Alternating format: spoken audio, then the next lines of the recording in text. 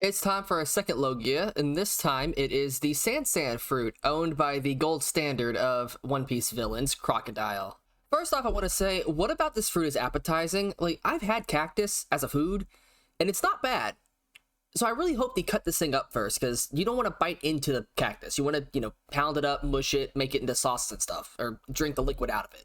Anyway, as a sand fruit eater, Crocodile has become made out of sand. As a Logia, he can both produce and be sand.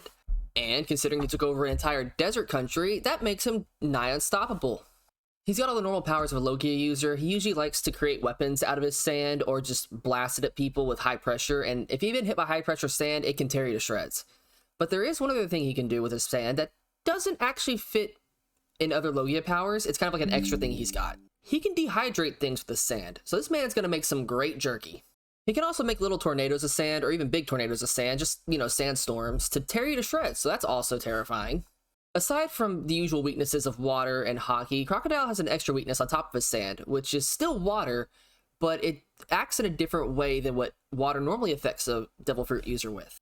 Water will actually condense his sand into a solid form and allow him to be hit without the use of hockey. Which is funny. Somebody asked Oda once, how does he take a shower? And Oda said, well, isn't really afraid of being attacked in the shower, so he still takes those. He just becomes solidified while in the shower and can't activate his powers very well. But yeah, a very dangerous fruit considering the dehydration effect, and considering where he's stationed, it's even more dangerous because he pretty much has control over the whole country's geographic area.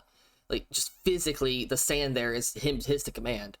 But with a little bit of water, you could stop him theoretically.